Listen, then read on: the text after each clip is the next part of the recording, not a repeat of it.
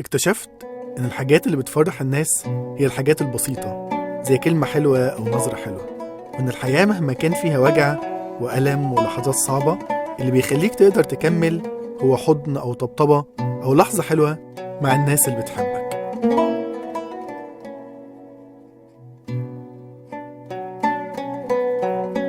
وإن ما بين الزعل والصلح وما بين الغضب والرضا كلمة حلوة أو لمسة إيد دافية.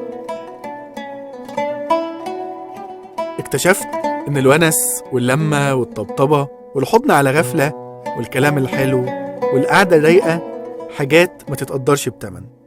مفيش متونس بيتعب، الونس تهوين من نوع تاني بيخلي الحياة طعم حلو وبينزع عنها المرارة.